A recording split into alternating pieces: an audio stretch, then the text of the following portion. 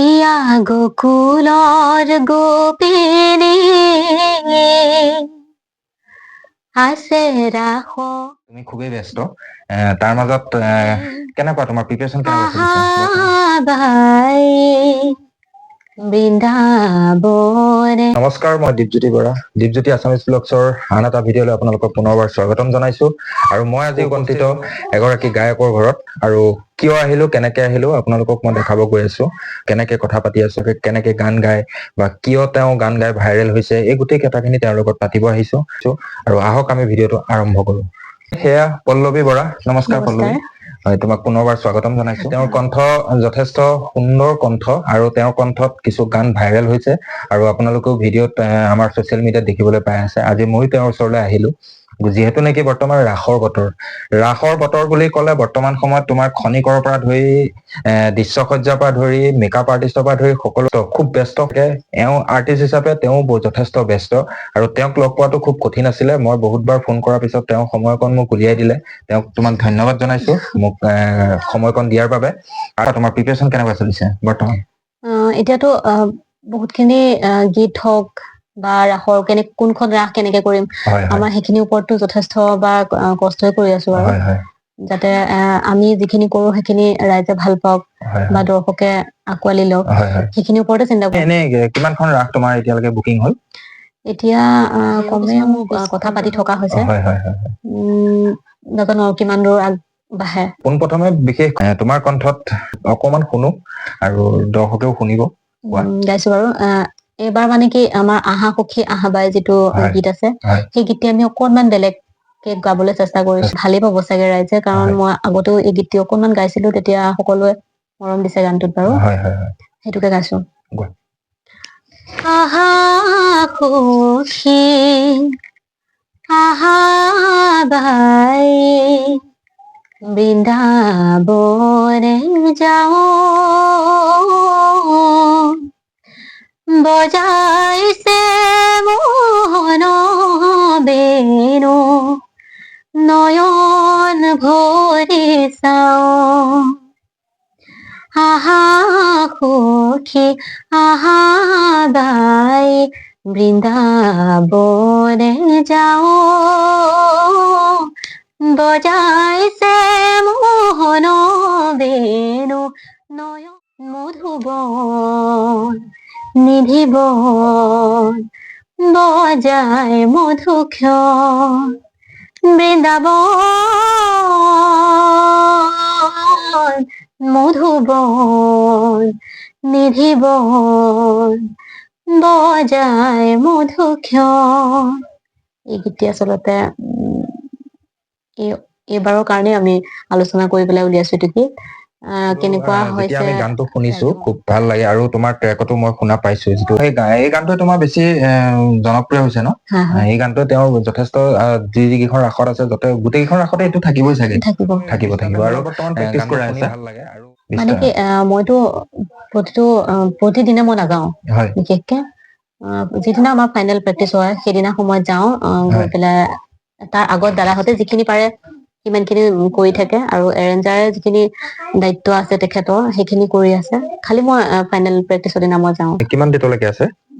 মোৰ অহা 15 তাৰিখৰ পৰা কমে ডিচেম্বৰ 15 তাৰিখলৈকে এতিয়া হৈ আছে বাৰু। তাৰ মাজত এটা দুটা দিন গেপ আছে।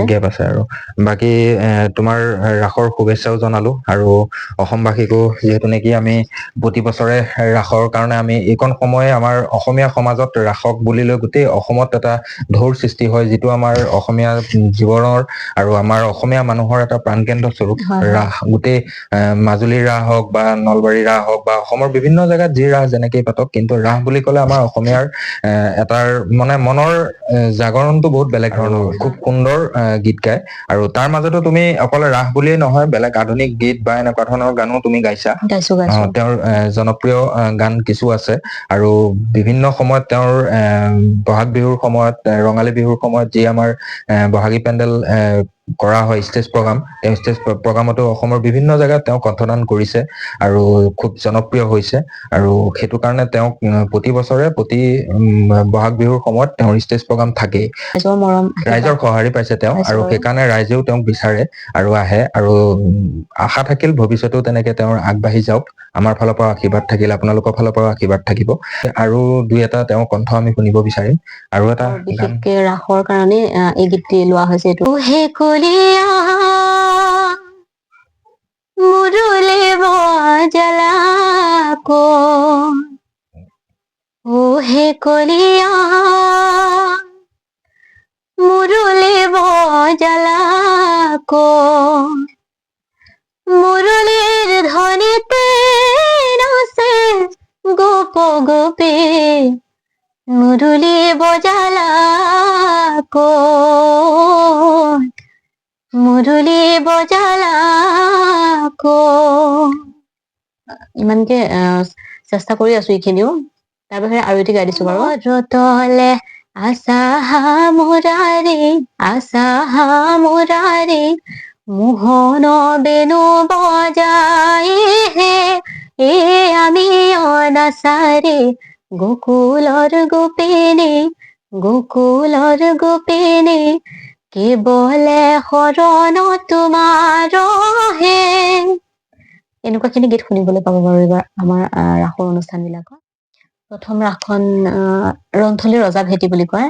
ৰন্থলী ৰজা ভেটিত ৰাসো ভাল হয়, যথেষ্ট মানুহ তাত দেখিবলৈ পোৱা যায়। হয়, আৰু ভিৰ কৰে একচুৱেলি খিনিত ৰাসৰ বুলি বহুত খিনি মানুহ আহে তাত চাবলৈ। আৰু তাতে তোমাৰ প্ৰথম পেণ্ডেল। হয়, আপোনালোককো নিমন্ত্ৰণ জনাইছো, এবাৰ আহিব তেওঁৰ কণ্ঠত সেই ৰাসখনো এবাৰ চাওক বা ৰাসৰ সেই গীতটো শুনক। আৰু আমাৰ ইয়াতো কেতিয়া আছে এইখন? অহা 17 তাৰিখে ৰবিবাৰ মিকিৰপাৰ উৰিয়া গাঁৱতো তেওঁৰ এইটো 2 নম্বৰ পেণ্ডেল নেকি? 2 নম্বৰ। এইটো 2 নম্বৰ ৰাস তেওঁ। সেইখন ৰাসতো আহিব, আমাৰ ওচৰৰে হয়, তাতো মানুহ হয়। আৰু ইয়াতো আমি আহিম চাবলৈ কাৰণে, আপোনালোককো সেই ৰাসৰ মই কিছু দৃশ্যাংশ দেখাম, আহিব চাবলৈ।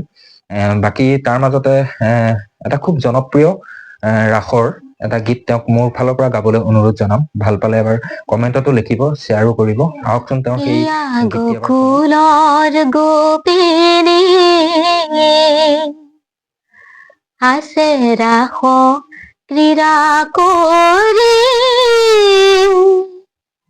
কৃষ্ণই বজায় মোহন বেনু, ৰাস ক্ৰীড়া কৰে, ৰাতি ৰাতি নাই টোপনি,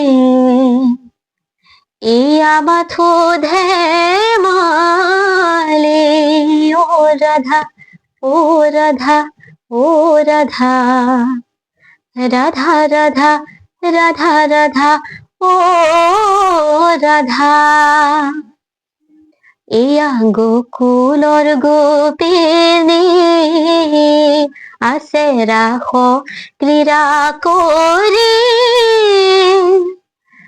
কৃষ্ণই বজায় মোহন বেনু, ৰাস ক্ৰীড়া কৰে, ৰাতি ৰাতি নাই টোপনি, ইয়া মাথো ধেমালি, ও ৰাধা ও ৰাধা ও ৰাধা, ৰাধা ৰাধা ৰাধা ৰাধা ও ৰাধা।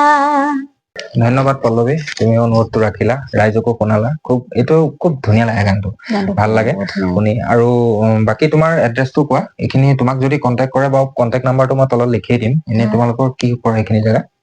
মোৰ ঘৰ হৈছে ননৈ তুলসী মুখৰ কুৰাবাহী গাঁৱত। দেউতা আছে, মা আছে, আৰু মানুহজন মই, আৰু মোৰ ছোৱালী আছে। ছোৱালীজনী আছে। কিমান ডাঙৰ হ'ল? ছোৱালীজনী এতিয়া 5 বছৰ। 5 বছৰ বয়সতে তুমি ইমানখিনি মেইনটেনেন্স কেনেকে কৰি আছা? ষ্টেজ প্ৰগ্ৰাম, ৰাস, তাৰপিছত তুমি সকলোখিনিতো ইয়াতে কৰিয়ে কৰি আছো। মানে কি ঘৰখনৰ বিশেষকে চাপৰ্টটো চাই যোৱা বা এইখিনিৰ মাজত ঘৰুৱা মানে যিখিনি সঁহাৰি, এইটো এটা বহুত ডাঙৰ কথা। আৰু যিহেতু নেকি তোমাৰ প্ৰতিভাটো আছে, তেওঁক যিমানখিনি সহায় কৰিছে তাৰ আঁৰত এই ঘৰখন তেওঁৰ স্বামীৰ ঘৰ। এনে তেওঁ জীয়াৰী একচুৱেলি ননৈ মিকিৰপাৰ উৰিয়া গাঁও, তাৰ জীয়ৰী। আৰু ইয়াত তেওঁ বোৱাৰী। বৰ্তমান মই এতিয়া যিখন ঘৰত আছো, কুৰুৱাবাহী তুলসীমুখ, ইয়ালৈকে মই আহিলো আজি ভিডিঅ'টো কৰিবৰ কাৰণে। কিন্তু এই ঘৰখনত তেখেতক সহায় কৰাৰ লুকাই আছে আঁৰত এগৰাকী মাতৃ, মানে তেওঁৰ শাহুমা। নমস্কাৰ খুৰী। নমস্কাৰ। হয়, কি নাম আপোনাৰ? শ্ৰী দীপামণি দাস। দীপামণি দাস, মানে আমাৰ পল্লৱীৰ আপুনি শাহুমা। হয়, যথেষ্ট তেওঁ কষ্ট কৰে বা তেওঁৰ ছোৱালীজনী মানে আপোনাৰ নাতি 5 বছৰ। হয়, তেওঁ ইমানখিনি ঘৰৰ পৰা ওলাই গৈ ইমানখিনি কষ্ট কৰিব পাৰিছে, আপোনাৰ যথেষ্ট সঁহাৰি আছে। কেনেকে আপুনি ইমানখিনি অকলে চম্ভালিব পাৰিছে?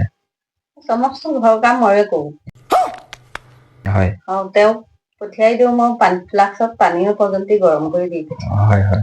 মা মানে কি যেতিয়া মই ওলাই যাওঁ তেতিয়া মায়ে যিমানখিনি মোৰ দায়িত্ব, ঘৰখনৰ যিখিনি দায়িত্ব থাকে সেইখিনি মোক যে ভেজাল মাৰিব লাগিব, কিবা কৰিব লাগিব, সেইখিনিৰ ওপৰত মায়ে মানে আঁচ নিদিয়ে মোক।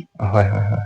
আপোনাৰ কেনেকুৱা লাগিছে বৰ্তমান সময়ত তেওঁ যে ইমানখিনি কৰিব পাৰিছে, বা আজি ৰাসৰ পেণ্ডেলত বা তেওঁৰ নাম লৈ আছে, বা তেওঁৰ নামটো আজি উজ্জ্বল হৈছে, বা অহা কালিলৈ হওক তেওঁ ৰাস পেণ্ডেল কৰিব, সেইখিনি আপোনাৰ কেনেকুৱা লাগিছে শুনি?